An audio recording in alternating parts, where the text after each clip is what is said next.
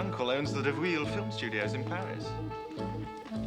Coming from Hollywood, you'd probably be a bit bored watching the production of a new film. But if not, well, perhaps I could show you around.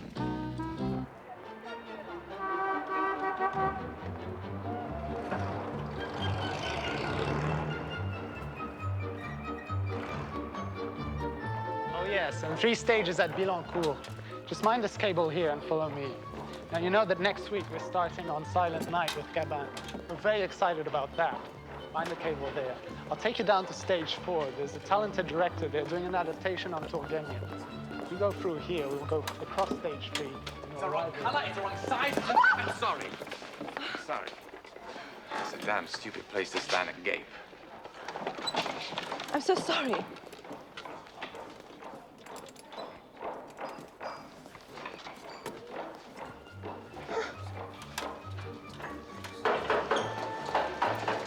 Now move that up a bit. Just up. Just a bit more. Right, now lock that off. Come on, let's go. This is no longer interesting. I did warn you. Oh, they'll be at it again soon. No, I want to watch, please. As you wish. I swear I will tear his guts out next time I lay eyes on him.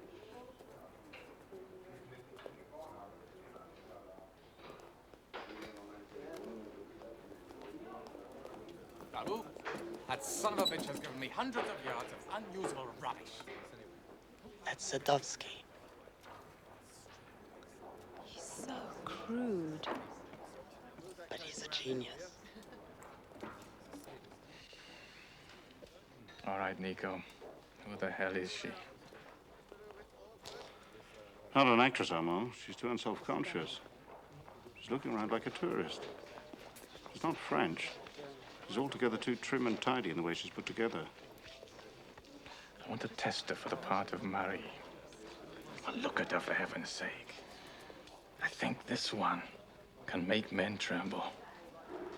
Arrange it for this afternoon. But Armand, how can I? Nico, you're my casting director. Do it.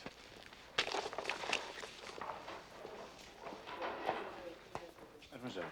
Hello. My name is Nico Ambert. I'm the casting director of the studio.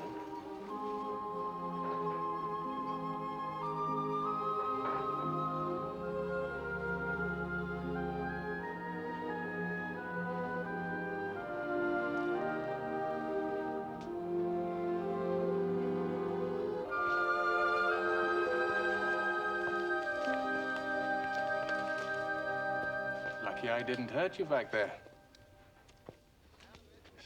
You should be more careful. I hope you're not nervous. Should I be?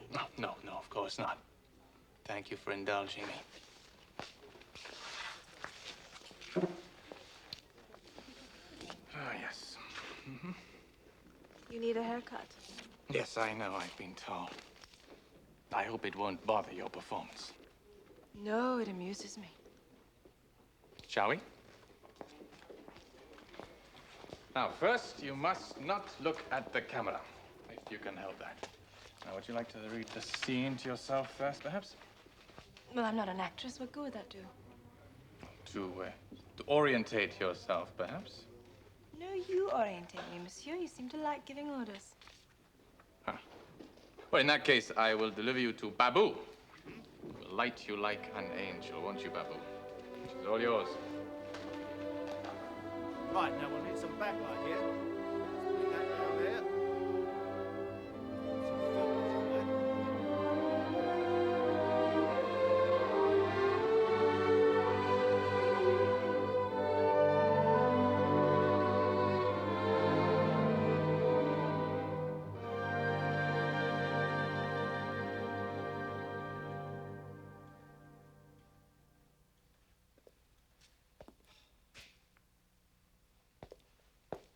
Some filters on there. This is ridiculous. How long has it been? Stop whining like a schoolboy. It was your idea. Cut! No! You're getting carried away with this little girl innocence. You're just about to kill a man, for God's sake. You're a rich bitch with murder on your mind. Do it again, from the beginning. Not again. Yes, again. Film, they say, lives forever. In this scene, you haven't even scratched the emulsion. You're an arrogant, opinionated bastard! Yes, yes. That's the way to say the line. Ah!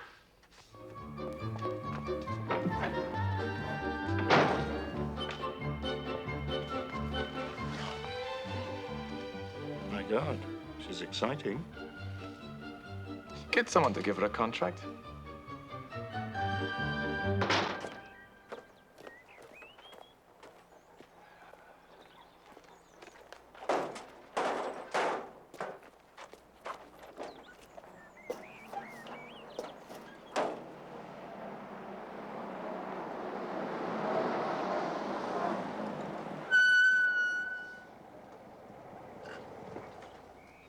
Hi.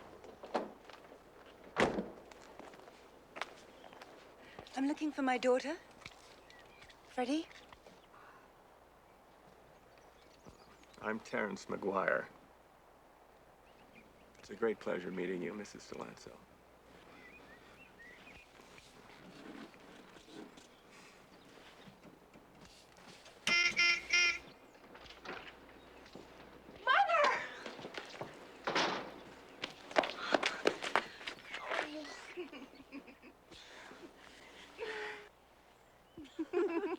Freddie, I'm gonna drop some parts off in Burbank. Mother, I want you to meet... Mr. McGuire and I have met. Mac, why don't you stay? I think you two have some catching up to do.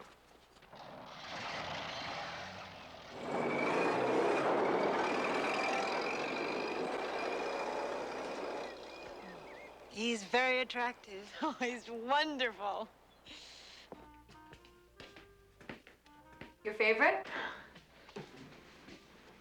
So you're gonna take the boat on Tuesday from New York? Since Jean-Luc had a stroke, your grandmother needs me to help her for a while. I'll join your father in Paris when everything's properly organized at Valmont. Why won't Father talk to me? There's nothing I can do. He's very hurt, and this awful curtain won't let anyone pass through. He's so stubborn. It's very hard for a parent when he believes that nothing he says matters anymore. We become like children in our anger and disappointment. I know. I phoned his office. He won't take my call. If only he would talk to me. He's always had trouble expressing his real feelings to anyone. Even to you? I make a special effort to pry them out. You're a bit ahead of your time for him to understand. I don't think Mac understands me either. Maybe you're a bit ahead of your time for him, too. No, if you're trying to point out the difference in our ages, it simply doesn't matter. I know. I understand.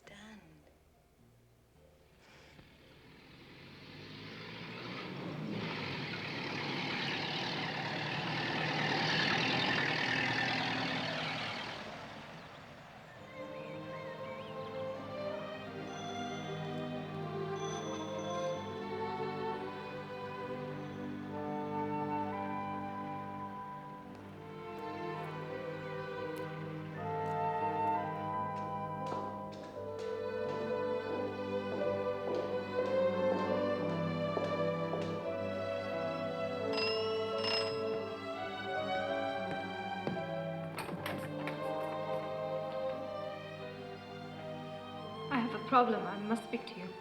Well, come in.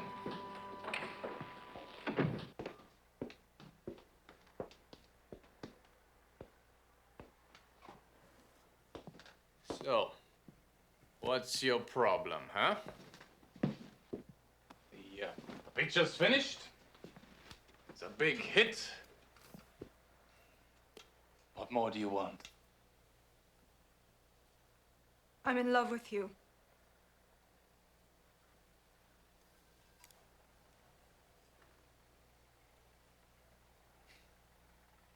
Took you long enough to get around to it. That all you have to say? You are unspeakably spoiled. I'm aware of that. And appallingly privileged. And you've done nothing to deserve it but be outrageously decorative. Hmm? You always have been. You always will be.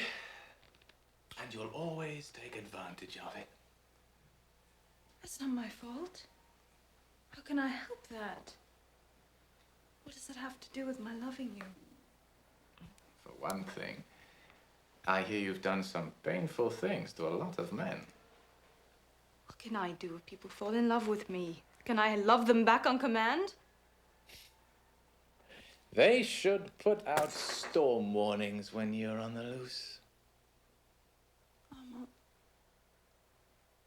I have never really been in love before. Come on. Isn't this just part of the fantasy? Hmm? Part of becoming a film star?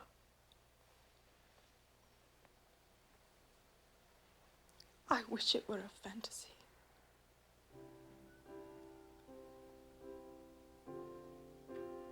Oh, I should have known better than to come here.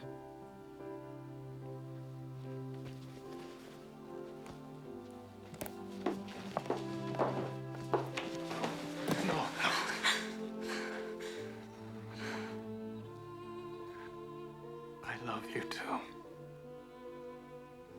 Frankly, you scare the hell out of me. I did not want to become another victim. No, it's not possible. If you love me, why didn't you say something? Just tell me when you fell in love with me.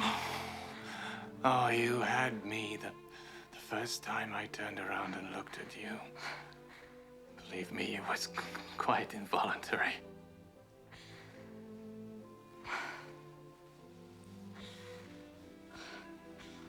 Aren't you going to kiss me?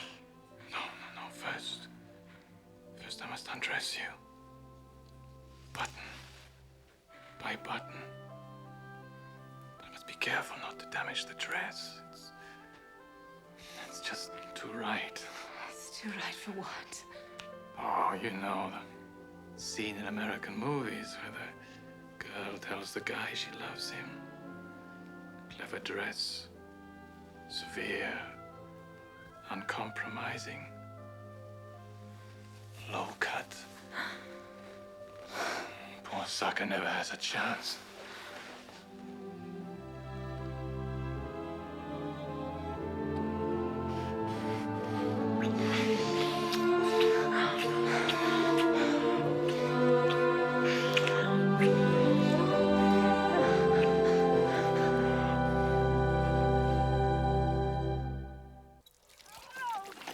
A little more. Keep it shut. Keep it shut. Right there, look.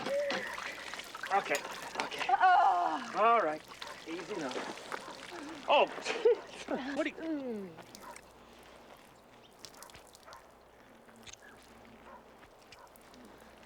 You've got incredible technique. Yours isn't so bad either. Where'd you learn it? I had a big old smelly, shaggy dog when I was a kid. You never told me. Huh? Yeah. He ran away. Hey, wait a minute!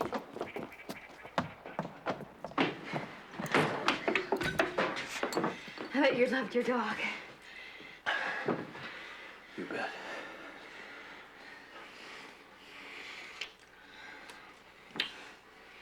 I wish I knew you then. When are you gonna marry me? Oh, listen, kid. Hey, I'm not a kid anymore. When, Mac? Freddie, Look at me. Look at me. When, Mac? When? I can't, Freddie. The hell you can't! You're not married? Look, we can go to Las Vegas today and get married before sunset. I mean, you won't, don't you? No, I mean, it wouldn't be fair to you. It would be unforgivable. My God, Freddie, you're barely 20, and I'm 43. Mother figured 35. See, you're way ahead of the game. No, we're a generation apart. I am too old for you, Freddie! That makes no difference to me. No, I've never loved anyone but you. I'll never marry anyone but you. No matter how old you get, you'll never free yourself from me. You'll never be free of me.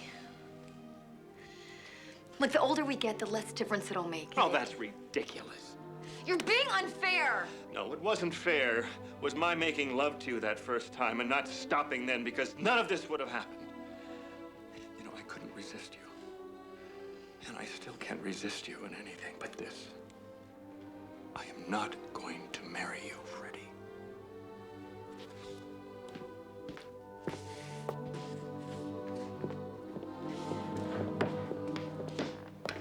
No wonder your dog ran away.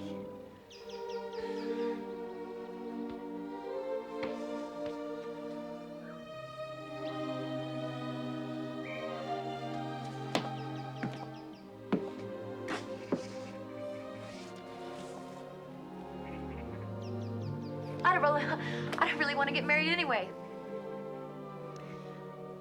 Just thought I should make an honest man out of you. Yeah, I knew you'd see the light.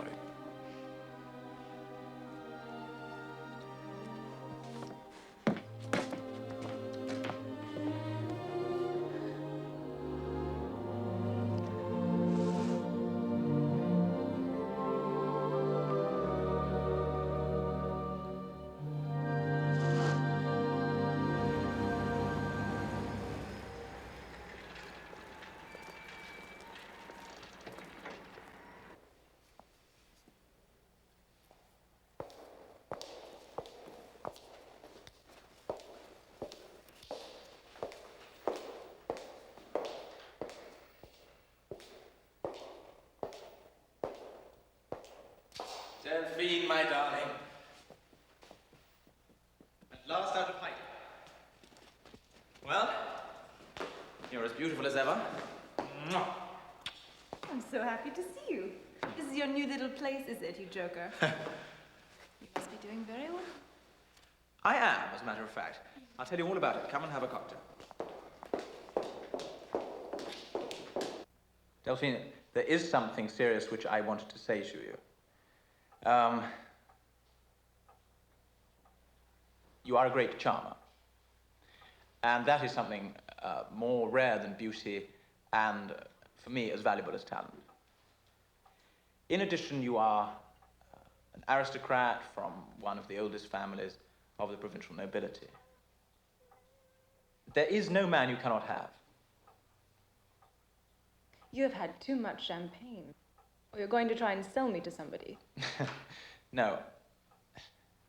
It's a crime to waste yourself. What on earth are you talking about? I'm talking about your affair with Armand Sadovsky. That's none of your business. Delphine, I've heard it from a dozen people. What people could possibly know? People recognize you, Delphine. Since your film has been such a great success, suddenly you have a face so famous you cannot cross the street without causing a stir. And as far as the world of cinema goes, well, Guy has known about it for months. They can choke on their gossip. Damn it, Delphine, listen. You see, if it were just an affair, I would not have presumed or bothered to try and bring you to your senses. But well, your Sadovsky is a Jew. Delphine, how could you? You don't mean that, do you? Yes, I do, Delphine. For both our sakes. You see, it is my duty to protect you. You are my half-sister and still of my blood. We are going to have to fight Germany, and we are going to lose. You're insane. Oh, going. And when we lose, Delphine, Sadovsky will be treated like the Jews of Germany. He will have no job, no home, no citizenship. Do you want to share that with him? You are a disgusting coward, and I am ashamed to be related to you. Why don't you go and crawl into one of your brave ancestors' suits of armor? Perhaps it will give you some guts.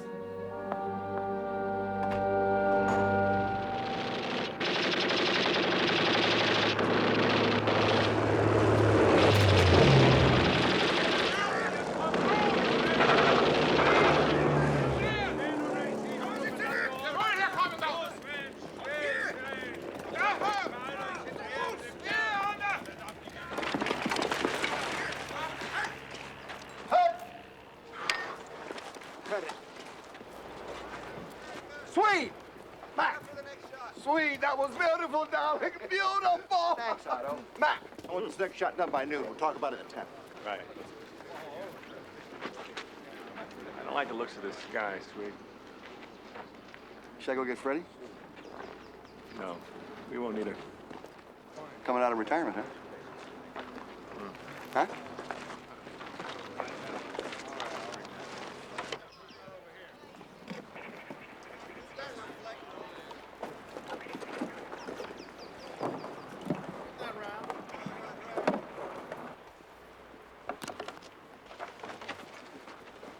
Good luck, Freddie. It's all checked. You sure? It's unconditionally guaranteed for 90 days from the day of test run. Not bad. Hi, guys.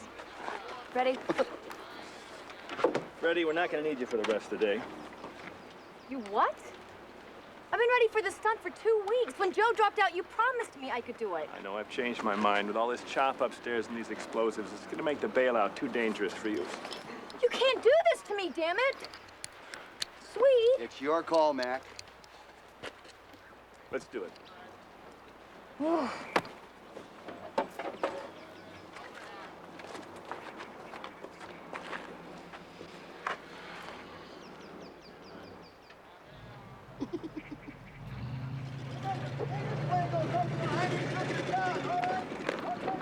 Mac, Huh? you're crazy. I can do this. Would you please let me? No, not this one, honey. It's Buck and Bronco time up there. So what? I can do this stunt with my eyes closed. I don't care if there's a tornado up there. Yeah, I know, but it's school time. You watch me, I'll show you how to pick the soft clouds. How boring. You never could stand the calm, could you?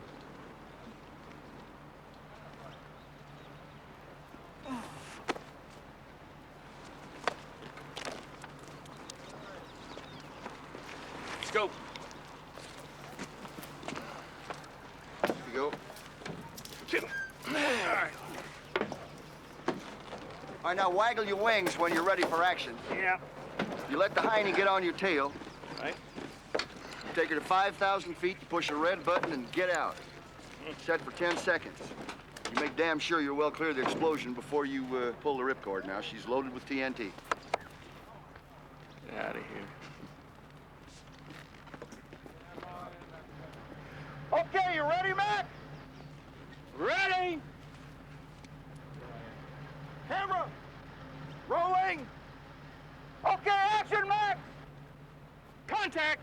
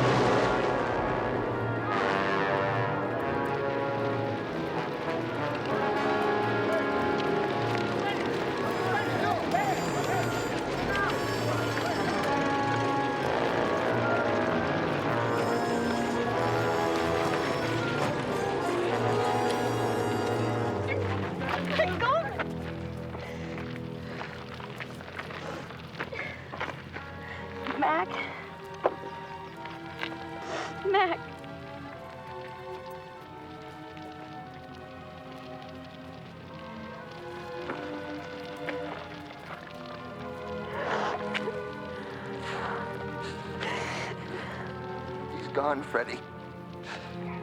How can I live if Mac is dead? I can't. Shh.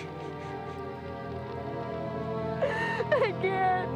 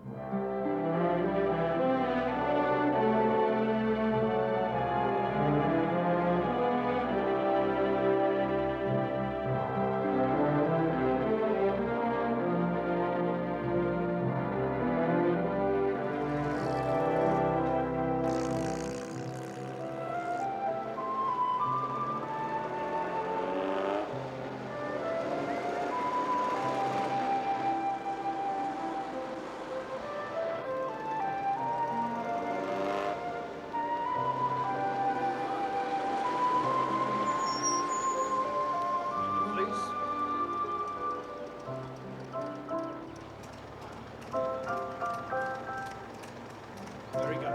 Thank you. All right, go ahead.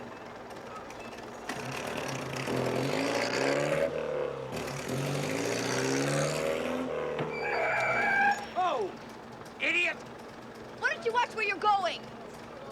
What the hell? You're crazy. Are you somebody's driver?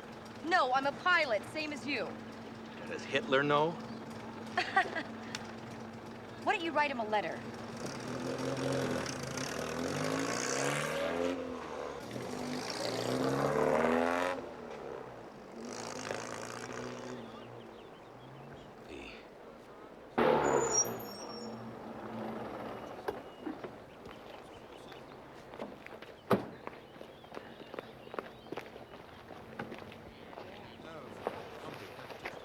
All right, did I miss anything? Bloody uncomfortable journey, mountain of forms to fill out, and some remarks from blokes who think we ought to be driving ambulances instead of flying planes. Name's Jane Longbridge. Freddie Delancey. I think we should be fighting if we're flying. The RAF get all the action while we just ferry unarmed planes from the factories to the airfields. Damn it.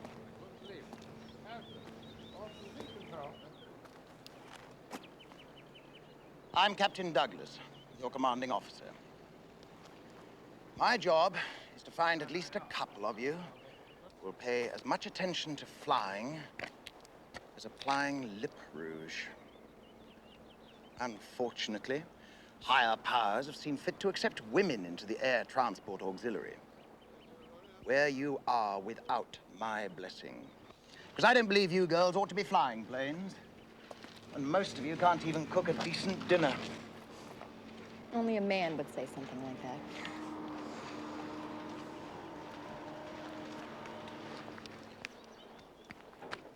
And who are you? First Officer de Lancel, Captain. Lancel. Something tells me we're going to be wasting our time coming to your rescue. Sir, these planes we ferry have never been flown before. There might be a screw loose in one or two of them, but nothing we can't cope with. Another rah-rah Yank who can do anything.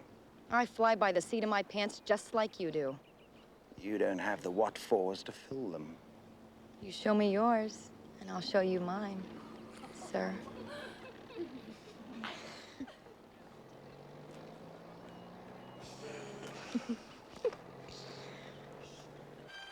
While the RAF keep the German Luftwaffe fully occupied, ships of every description, from destroyers and steamers to tugboats, come to the rescue of the Allied forces in France.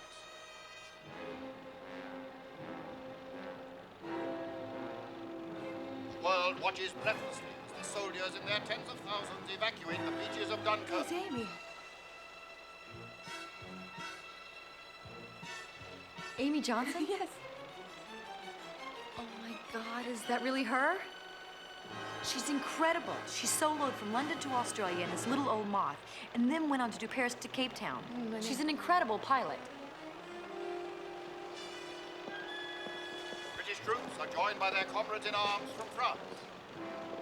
I'd advise you two to hold over until the soup clears. These two Spitfires can wait at Vickers. Amy Johnson didn't hold over, sir. The redoubtable Amy Johnson was racing the Atlantic when you couldn't even reach the controls. I'll pipe you when the weather lifts. Fight on. Carry the fight back to the mainland of Europe. And every man, woman, and child in England echoes that sentiment. And the message to the Germans is, we'll be back.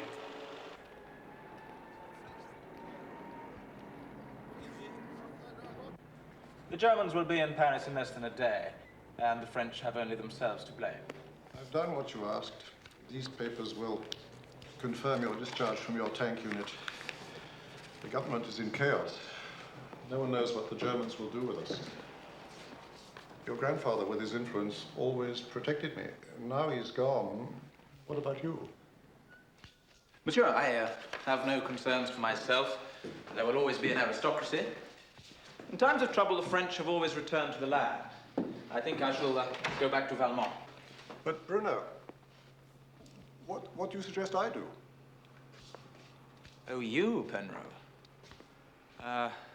Well, I leave you to your wits. You have always prospered by them, regardless who was in power.